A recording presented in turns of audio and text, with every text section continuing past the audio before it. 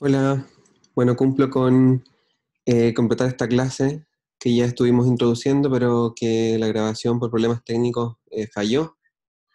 Así que bueno, voy a hacer una pequeña recapitulación de lo que habíamos mencionado hasta el momento en que se paró y luego ya profundizar algunas diapositivas que quedaban pendientes. Entonces, lo que habíamos comentado respecto de la economía urbana es justamente esta necesidad de comprender el fenómeno urbano desde la economía, que es una cuestión relativamente nueva.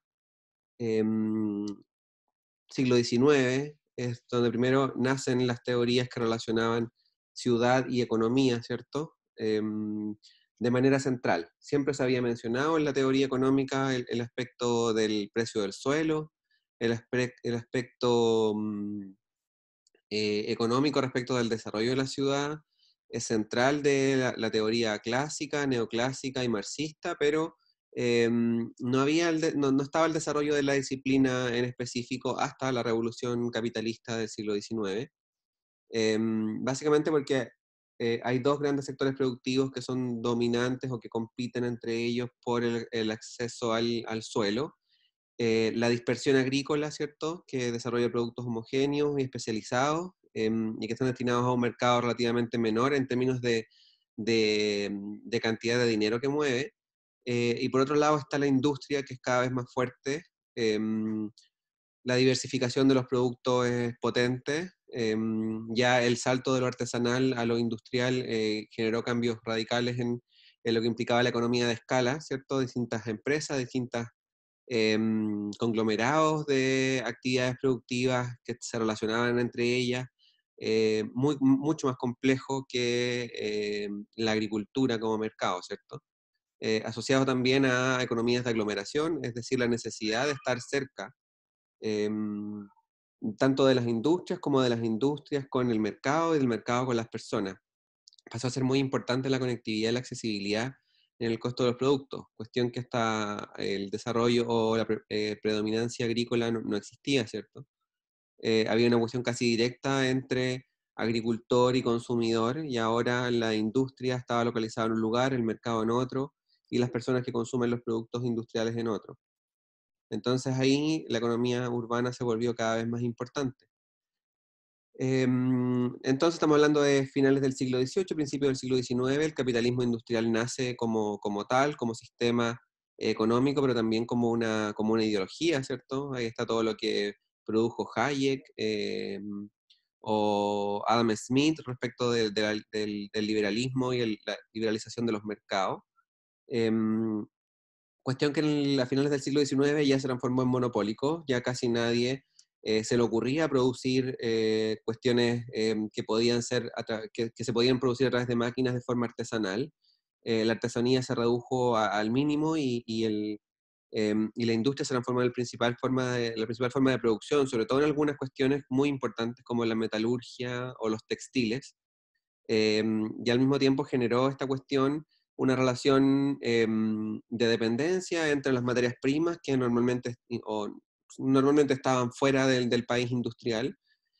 Por ejemplo, las materias primas que se extraían en India, como el algodón, se transformaban en textiles en las industrias inglesas y luego eran devueltas, bueno, aparte quedaban en Inglaterra, pero otras eran devueltas a India y así con otro montón de productos o materias primas que eran transformadas en productos en las ciudades industriales de Europa, de Centro Europa, principalmente eran devueltas a los países periféricos, en este caso África, Asia, Latinoamérica, generando además relaciones de dependencia y que se despegara, estas ciudades que eran relativamente similares en todas partes del mundo, se despegaran, diferenciándose muy radicalmente el desarrollo en las ciudades de Europa industrial sobre todo. Después los países o con la revolución soviética se incluyen las áreas industriales en en Rusia y bueno, en Asia. Ahora las últimas décadas también toda la industria se ha movido hacia países como China. Pero finalmente eso generó como distancias radicales entre las ciudades que eran parte de este espacio de desarrollo productivo industrial y el resto de las ciudades en el mundo. Ahí empiezan a despegarse los niveles de desarrollo. Y por último, de 1950 en adelante, no solamente el capitalismo como medio de producción a través de la industria era lo que impactaba en la ciudad, sino que también los productos. Empezaron a desarrollarse productos para mejorar, entre comillas, a colocar esta afirmación, para mejorar las condiciones en la ciudad, para mejorar los aspectos de movilidad, de sustentabilidad, etcétera, a través de elementos tecnológicos que eran producidos por el sistema capitalista industrializado. Por ejemplo, y aquí el ejemplo más claro es justamente esto y el impacto del automóvil en la ciudad. Finalmente, este invento que se empieza a producir en serie gracias al capitalismo y a la industrialización y a la producción en serie y a un montón de elementos que se introducen en esta primera parte del siglo XX, ya en 1950 impacta radicalmente la ciudad y las ciudades ya eran pensadas como elementos que debían albergar estos aparatos tecnológicos y los determinaban radicalmente. Finalmente las ciudades de 1950 en adelante son ciudades, podríamos decir, para el automóvil. Nadie se imagina una ciudad 100% peatonal, y parte importante de los recursos con los que se desarrolla la ciudad son para construir la infraestructura para que estos aparatos tecnológicos se muevan, aparatos que no existían hasta antes del capitalismo industrial. Entonces aparecen estas cuestiones y aparece también la dependencia con grandes empresas, grandes corporaciones, y empieza a diluirse en este sentido también el rol del Estado cada vez más. Finalmente el mercado y esta idea como liberal del mercado como regulador de todos los aspectos de la vida, también tiene su correlato en la ciudad, ¿cierto? Vamos a ser testigos de cómo las teorías urbanas, sobre todo las teorías de localización, eh, se basan en ideas neoclásicas, económicas neoclásicas liberales, que explican que el mercado va a regular la ciudad. Y ahí está, principalmente hay una preocupación importante de la economía en la ciudad, porque aparece esta correlación quiere decir que el comportamiento de una variable es muy similar al de otra variable, en el sentido de crecimiento o de decrecimiento, etcétera. Entonces vemos una correlación entre tres aspectos súper importantes: el desarrollo económico industrial, el número de habitantes y la densidad de la ciudad, y los precios de suelo y vivienda. Es decir, entre más desarrollo económico industrial hay en un lugar, mayor número de habitantes y densidad tiene ese lugar, y mayores son los precios de suelo y vivienda. Es decir, son tres aspectos que son de distintas, por así decirlo, de distintas disciplinas. Estamos hablando de desarrollo económico desde la economía, número de habitantes desde la demografía, precios de suelo y vivienda desde el urbanismo, pero están tan correlacionados que finalmente se estudian o van a empezar a estudiarse desde su relación también. Entonces ahí está también la importancia de por qué estudiamos la ciudad desde la economía, sobre todo desde la economía de aglomeración. Justamente aquí hay algunos ejemplos de densidades y vemos que las más altas densidades en el mundo están justamente en las ciudades con mayor nivel de desarrollo, en principio industrial, pero ahora, bueno, otro tipo de capitalismo como el capitalismo financiero, pero también está esta relación. Entonces ahí nacen esto, a principios del siglo XIX, 1820, 1830 más o menos, aparece un economista neoclásico que inicia la teoría económica urbana con este gráfico no es el suyo, es una versión moderna del gráfico de von Thunen, que plantea básicamente dos variables que tienen una relación en el mercado de suelo. Esta M que está acá es el centro de la ciudad, y esta flecha indica la distancia a ese centro. Entre más nos alejamos de la M, más lejos del centro o del mercado de donde se intercambian los productos estamos. Y esta otra variable, que es la variable vertical, es el valor económico de los productos. Es decir, también hay un aumento de precios que implica una relación con la distancia al centro del mercado. Esta línea azul que aparece acá, que va subiendo en una función lineal, es el costo unitario de transporte. Es decir, el dinero que nos cuesta llevar nuestros productos al mercado. Es muy sencilla porque básicamente entre más nos alejamos del área central, entre más nos alejamos del mercado, más nos cuesta el transporte. Es evidente que entre más lejos estemos, más nos cuesta en términos de combustible y otros elementos poder llevar nuestros productos al mercado. Esta línea roja es el costo unitario del producto, que es, ahí está apareciendo mi perrito, lo siento. Es el costo unitario del producto, que es lo que nos cuesta producir cualquier cosa, ya sea una papa, ya sea un champú o lo que sea, eso tiene un costo de producción. Y eso implica también otro de nuestros costos fijos como productores de cualquier cosa que queramos vender en el mercado. En este sentido, el costo final del producto va a ser la suma del costo unitario de lo que nos cuesta estar en hacer un producto y lo que nos cuesta llevar ese producto al mercado. Entonces, en este punto, si por ejemplo tenemos una plantación de papas al lado del mercado, no nos tenemos que mover casi nada, más que alguien que se eche un saco de papas al hombro, nuestro costo de producción de ese saco de papas es solamente el costo del producto. Entre más lejos estemos del centro, va aumentando el costo unitario del transporte y por lo tanto el costo final del producto va aumentando, ¿cierto? Este delta que aparece, por ejemplo, en este punto, este delta que tenemos entre el costo unitario de producción y el costo del final del producto, va a ser la suma entre este costo unitario y el costo de transporte. Y así, hasta algún punto, se supone la teoría económica liberal de regulación del mercado, hasta algún punto donde el valor del producto sea máximo, es decir, cuando llevamos nuestro kilo de papas al mercado, que es esta línea negra que está acá, hay un valor máximo del producto que se regula por oferta y demanda, no hay otra cuestión.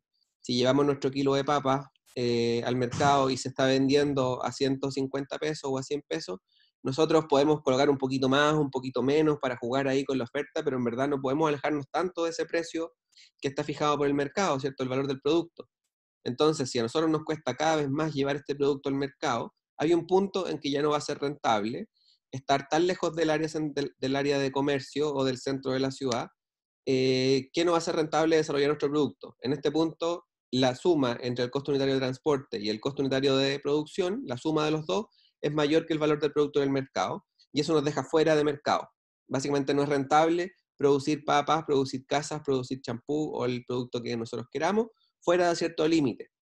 Y se supone que eso va a limitar la productividad del suelo y del espacio, y más allá de esa línea no debería haber nada porque nada es rentable. Y entonces esta economía va a decir, bueno, entonces las ciudades van a tener su límite justamente en este punto donde el mercado deja de ser rentable para las actividades económicas. Cuestión que evidentemente no funciona así, esta es la idea sencilla, interesante y potente de la economía liberal, pero que en verdad funciona en muy pocos casos. Entonces aquí está de nuevo esta función, ¿cierto? Esto lo habíamos revisado anteriormente, esta diferenciación de actividades en la ciudad gracias justamente a la posibilidad que tienen estos distintos productores de poder pagar más por el suelo, ¿cierto? Si hacemos esta revisión de costos unitarios de transporte más costo unitario de la producción y lo llevamos a líneas o funciones para cada una de las actividades que se desarrollan en la ciudad, es evidente o podría ser evidente que el comercio y las finanzas, por ejemplo, pueden pagar bastante más. Requieren moverse bastante menos, requieren estar más cerca de la ciudad y las rentabilidades son lo suficientemente altas como para eh, que esto genere de que ellos puedan pagar mucho por el suelo, puedan pagar mucha renta, que justamente eh, este delta que queda entre el valor del producto y el costo final del producto es lo que nosotros llamamos renta. Esta renta que puedan pagar estos usos puede ser mucho mayor que la industria y el comercio, que la vivienda multifamiliar, que es la vivienda en densidad, ¿cierto? Que la vivienda, o sea, multifamiliar, que la vivienda paga mejor que la vivienda unifamiliar, que es la casa con patio, que se puede colocar una solamente sobre un terreno específico, se supone que esta casa debería pagar bastante menos. Y luego al final, como último elemento, está la agricultura como como una actividad productiva de muy, muy baja rentabilidad. Sabemos que este tipo de trabajo es muy, muy mal pagado en general, y por lo tanto ellos deberían tender a colocarse en las afueras de la ciudad y ahí generar como el límite, ¿cierto? Justamente esta mezcla de estas curvas, o de estas rectas en verdad, en el espacio va a generar esto que se supone que es la curva de los precios del suelo y que va a determinar distintas actividades, donde se juntan justamente la curva de las finanzas con la de la industria y el comercio, que sería este punto. Se supone que hasta allí podría llegar el límite del centro de una ciudad, del límite del CBD, que es el centro financiero, el Central Business District. Se supone que hasta ahí debería llegar, porque ahí ya se vuelve más rentable lo que puede pagar una industria que lo que puedan pagar las finanzas, que tienen que tratar de estar más cerca de la ciudad, ¿cierto? Esta teoría, que sigue siendo, es una teoría de Ring y Hudson, que se desarrolla en 1980, pero que está basada en von Thunen, una teoría de 150 años anterior. Em, Grafica un poco, o intenta graficar justamente esta diferenciación concéntrica de la ciudad: un centro de negocio, un centro industrial productivo, vivienda multifamiliar, vivienda unifamiliar y agricultura. Se supone que así debería ordenarse la ciudad en esta teoría neoclásica económica. Y en estricto rigor, en alguna medida sucede así, digamos, no es que esté tan alejado de la realidad, en realidad es relativamente un buen modelo. El problema es que se generan elementos que no son posibles de explicar a través de esta teoría, y es lo que vamos a revisar un poquito más adelante. Entonces, también basado en esta teoría de von Thunen, económica neoclásica, respecto del tamaño de la ciudad en función de la capacidad de pago de los agentes productores, de los agentes industriales, Christaller, a mitad del siglo XX, desarrolla la siguiente teoría, o introduce dos variables a esta teoría que mezclaba solamente precio del producto y distancia. Este autor va a decir en su teoría de los lugares centrales que además hay dos elementos: la población de umbral y el alcance, que son dos elementos que también van a equilibrar este desarrollo de las ciudades. Por ejemplo, en la situación 1, el umbral, que es la demanda mínima requerida para ser viable cierta oferta de bien o servicio, ¿cierto?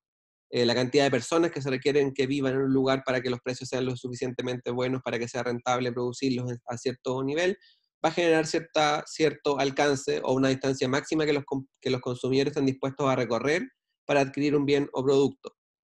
Entonces, en este caso, en la situación 1, el umbral sigue siendo, es un espacio menor respecto del alcance que está en el siguiente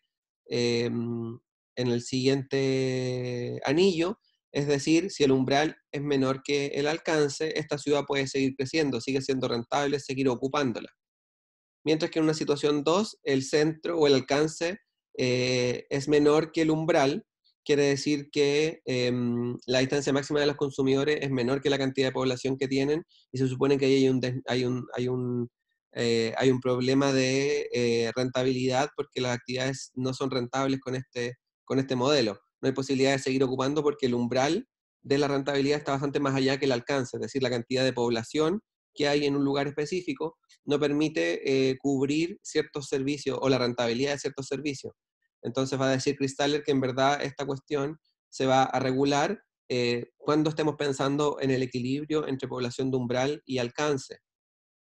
Y esto además va a tener un correlato en el territorio. Cuando estos alcances y estos umbrales empiecen a juntarse, además va a haber otro factor que incluye la posibilidad de que existan otros centros en las ciudades, otras ciudades incluso, o otras centralidades, subcentros de una ciudad, que van a ir ordenando las actividades de esta forma. Va a decir, creo que me salté una diapositiva, que es esta justamente: en la medida que el crecimiento de un sector central en términos de alcance y de umbral se una con otro, va a generar un espacio que es una zona de traslape, donde los dos mercados son relativamente rentables y por lo tanto se van a subdividir con una línea recta estos espacios, y va a empezar a generar especies de hexágonos en el territorio, donde la rentabilidad económica va a ser la suficiente en términos de equilibrio entre alcance y umbral, para generar este modelo, que es el modelo de hexágonos que propone él, que es un modelo ideal económico, pero que después este autor estudió en Inglaterra y se empezó a dar cuenta que en verdad funcionaba relativamente bien, habían bastantes correlaciones entre sus hexágonos de modelo ideal y lo que estaba pasando realmente en el territorio. Centros con mayor umbral, con mayor alcance, otros subcentros más pequeños, pero finalmente había un equilibrio en estos hexágonos y en estas zonas económicas supuestamente rentables. Entonces, se terminó por demostrar, entre comillas, esta teoría de los lugares centrales, muy importante para la mitad del siglo XX, pero desde la mitad del siglo XX en adelante se empieza a estudiar en otros lugares, en otros contextos, y la gente se empieza a dar cuenta que en verdad este modelo era cierto solamente en lugares donde eran predominantemente agrícolas, como el contexto inglés, pero no aplicaba a todos los contextos y era muy, muy distinto en lugares, sobre todo lugares en que no competía industria con la agricultura, que eran como los dos principales modelos económicos, donde era bastante más diverso. Entonces, esta teoría, hasta aquí es como la teoría basada en la teoría neoclásica económica de equilibrio de mercado, eh, pero que vamos a revisar de aquí en adelante dos visiones y dos propuestas metodológicas y también epistemológicas respecto de cómo entender la economía en la ciudad, que vienen a matizar lo que los economistas liberales tematizaban con este tipo de teorías, como desde Fontunen hasta Cristales, que son básicamente la economía política y la ecología política. Y vamos a mencionarlo justamente ahora. La economía política es una disciplina que justamente introduce elementos políticos al estudio de la economía, cuya principal pregunta de investigación es cómo se toman las decisiones económicas, cuáles son la agencia que generan los distintos actores para tomar decisiones económicas, porque todas las teorías anteriores que habíamos revisado suponen la racionalidad en las decisiones económicas de las personas. La economía política dice, bueno, pero hay un montón de otros factores que determinan que las decisiones no sean absolutamente racionales en términos económicos. Hay otras cuestiones, sobre todo de política, de desequilibrio en el poder de los actores para tomar esas decisiones. Lo primero que introduce la economía política a estas teorías liberales es que ningún mercado es perfecto.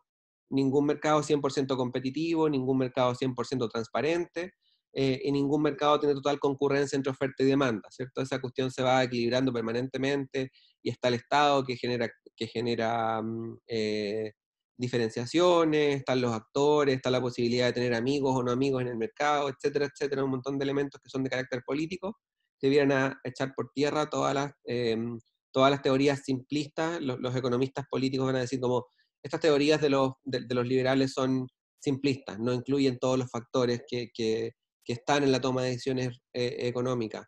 Y la cuestión más principal respecto a esto es que si ningún mercado es 100% competitivo, eh, evidentemente el mercado inmobiliario mucho, mucho menos. Eh, Muy difícilmente podemos imaginar mercados inmobiliarios, estamos hablando de mercados de suelo como mercados de vivienda o de suelo productivo, etcétera, con 100% de la información, ¿cierto? La información es muy poca, hay ciertos agentes que tienen expertise, un montón de cuestiones. Entonces, si los mercados en general son poco competitivos, el mercado inmobiliario mucho menos.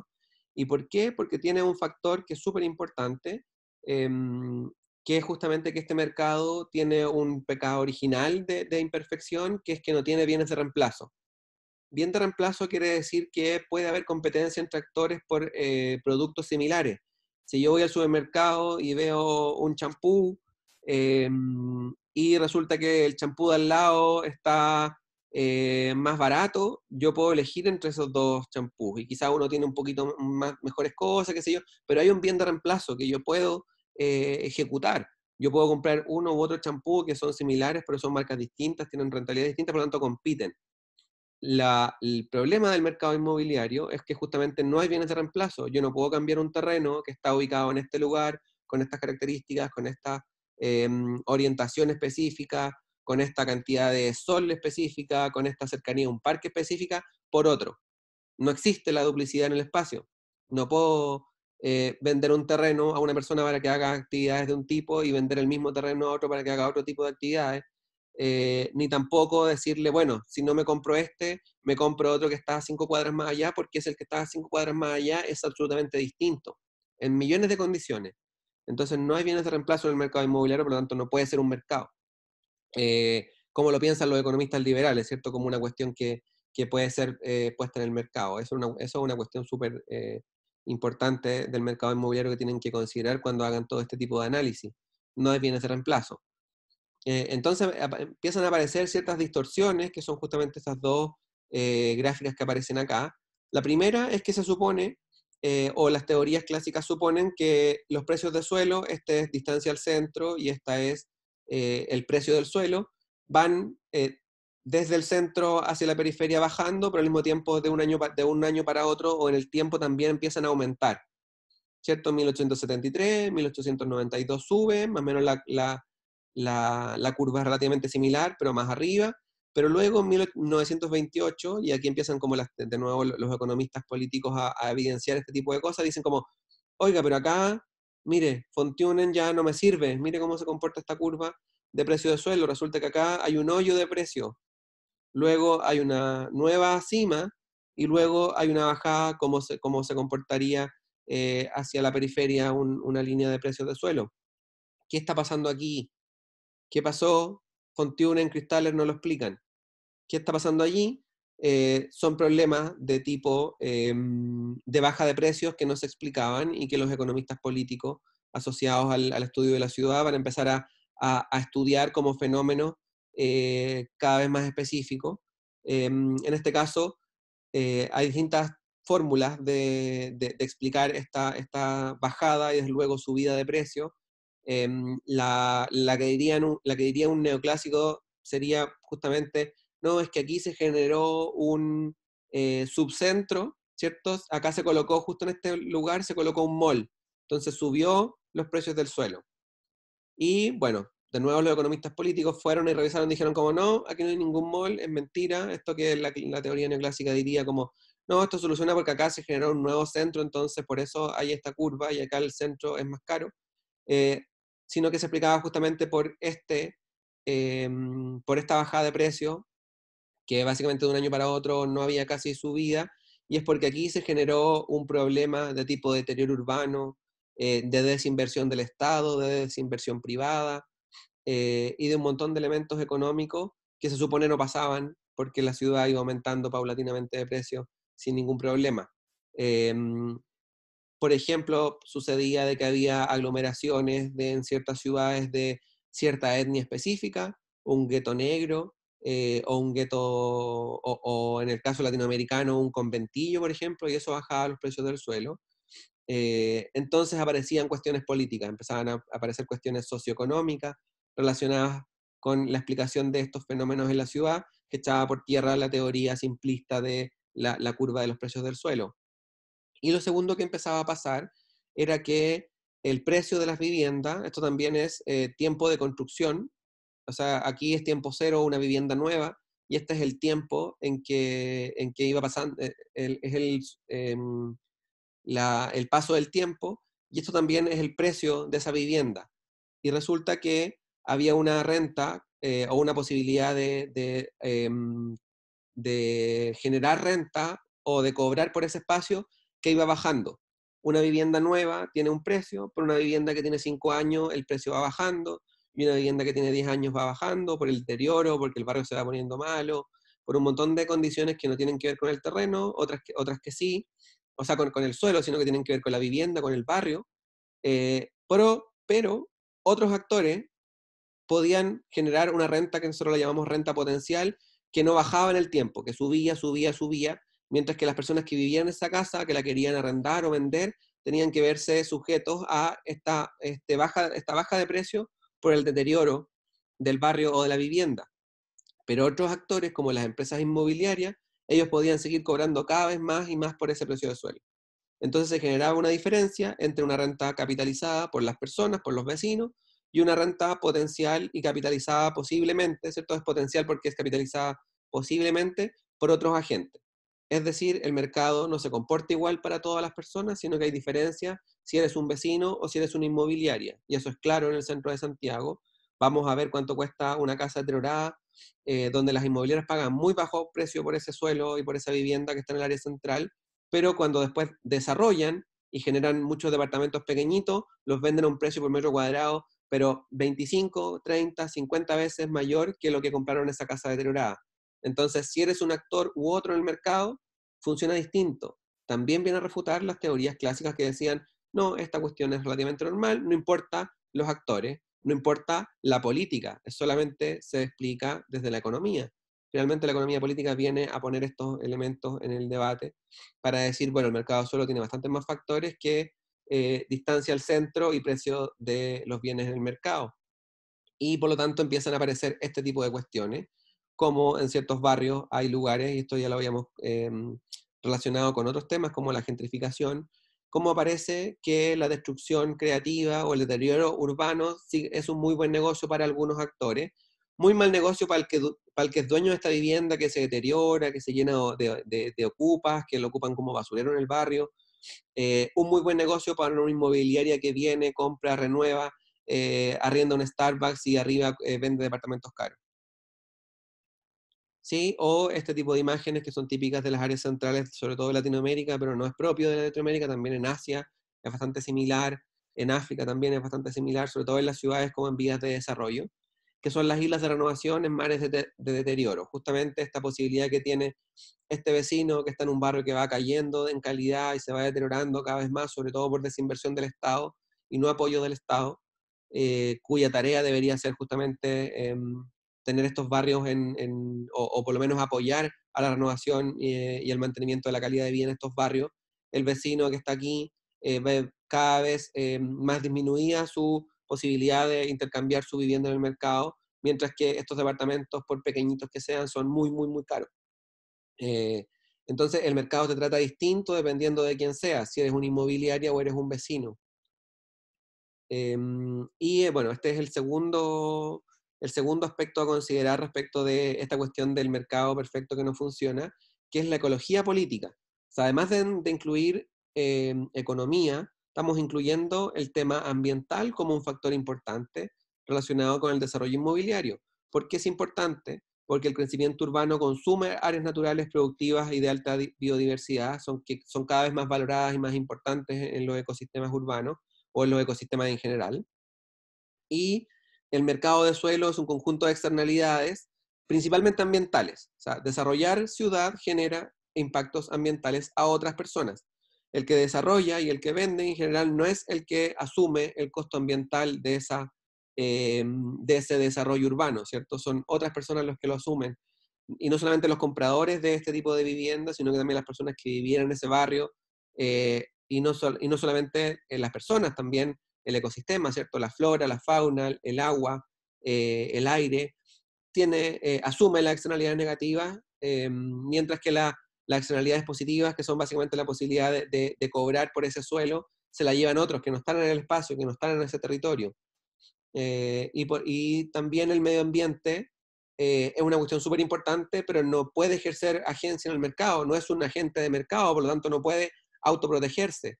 La economía liberal diría, no, pero bueno, el impacto en el medio ambiente se va a equilibrar por la oferta, por la demanda, porque no podemos vivir en áreas que estén tan contaminadas porque se tenía que equilibrar oferta-demanda, pero el medio ambiente, la naturaleza, no tiene capacidad de agencia en el mercado inmobiliario, no tiene posibilidad de decir como, no, yo como naturaleza voy a pagar un poco más para que aquí haya un parque y no vivienda. Y es como, no, pues no pueden participar del mercado los animales o la fauna y la flora, el medio ambiente en general no participa del mercado, entonces no tiene nada no puede equilibrarse a sí mismo, no puede autoprotegerse. Y eso es un problema, considerando además que el cambio climático tiene una correlación directa con la urbanización y con las afectaciones ambientales de la ciudad, que es una preocupación cada vez más urgente. Finalmente, esta es una de las cuestiones que más están en debate respecto de la sustentabilidad. ¿Cómo vamos a superar los problemas de no sustentabilidad de la ciudad o del desarrollo humano, si consideramos de que esto se va a solucionar a través del mercado? Es una ridiculez. Y por lo tanto no funcionan. Cuestiones como el mercado de bonos de carbono, o sea, vamos a descontaminar creando un nuevo mercado, ya está demostrado que no existe la posibilidad, que no es una posibilidad, no se pueden solucionar problemas ambientales con más mercado. El mercado inmobiliario no va a regular las externalidades negativas respecto del medio ambiente. Un caso de eso justamente es esta idea de que el mercado de suelo no es eficiente en el uso del recurso suelo, porque si consideramos todas las implicancias positivas que tiene un suelo biodiverso o un suelo natural, em, esas implicancias positivas no son rentables económicamente y por lo tanto el recurso suelo es muy difícil que sea ocupado eficientemente por un mercado que no considera estas implicancias positivas en otro aspecto que no sea la rentabilidad económica. Ahí aparecen otro tipo de cuestiones como la rentabilidad social, etcétera, pero finalmente, si pensamos que el mercado se va a autorregular por eficiencia económica, es muy difícil que generemos ciudades más sustentables, porque el mercado suelo no puede ser eficiente respecto del recurso suelo, por todas estas condiciones que tiene el suelo en la naturaleza respecto de la salud humana. Y finalmente ahí está la discusión sobre la ecología política respecto del mercado inmobiliario, que puede tener distintas variantes, distintas formas de abordarlo, que es justamente lo que mencionaba anteriormente. Eh, Se puede considerar el mercado como parte del problema y no como la solución. Se puede considerar el mercado como indispensable para distribuir recursos, pero a través de distintos mecanismos que no son el libre mercado, definitivamente. Y por otro lado también pueden haber iniciativas efectivas viendo el mundo empresarial y no el mercado, ¿cierto? Aparecen temas como la responsabilidad social empresarial o la responsabilidad ambiental empresarial, cómo las empresas pueden pagar externalidades negativas hacia las comunidades o hacia la naturaleza por los proyectos, aparecen las evaluaciones de impacto ambiental y un montón de desarrollo que consideran esta cuestión de relación o tratan de regular, no a través de la racionalidad económica que plantean las economías, la economía urbana neoclásica, sino que a través de otros mecanismos como impuestos, como tarificación, como inversión planificada por parte del Estado, como declaraciones de impacto ambiental, como responsabilidad empresarial, etcétera, para solucionar justamente esta diferenciación o esta desprendimiento justamente de los intereses del mercado de suelo respecto de las características o los efectos socioambientales que genera un espacio no desarrollado para la industria de la vivienda, ¿cierto? Del suelo libre y biodiverso. Entonces ahí hay como unos caminos que no vamos a profundizar ahora, pero el que les interese quedan allí como para revisar distintos caminos de entender justamente esta relación entre mercado inmobiliario sobre todo y la cuestión medioambiental que justamente se aborda desde la ecología política. Entonces ahí con esto creo que termino. Finalmente el mensaje de esta clase es que la economía del suelo es una cuestión compleja, los modelos neoclásicos y liberales tratan de explicar la ciudad desde la economía urbana, pero dejan de lado un montón de cuestiones que otras disciplinas u otras áreas de la disciplina, ¿cierto? Porque no son disciplinas propiamente tal, no son carreras propiamente tal, sino que es como la mezcla de carreras como la economía política o como la ecología política, van agregando factores a esta sopa que se llama economía de suelo o economía urbana, o mercado inmobiliario o mercado de la vivienda, eh, que son justamente la naturaleza y el medio ambiente, el rendimiento de la actividad económica y sus cambios, el poder de los actores, ¿cierto? Economía política, los costos de transporte y la movilidad, que eso va cambiando en función también del desarrollo tecnológico, las posibilidades de flexibilidad de la localización de actividades, ¿cierto? No todas las actividades son iguales, para el modelo neoclásico también todas las actividades tienden a ser relativamente iguales o comportarse igual. Resulta que hay una flexibilización de actividades que ahora son bastante distintas. Los servicios, recuerden que estos modelos clásicos sobre todo analizaban agricultura e industria. ¿Y qué pasa ahora con el sector servicio, el sector de la economía del conocimiento, de las clases creativas? Tienen otra forma de relacionarse con la ciudad que hay que incluir en esta cuestión de la economía urbana.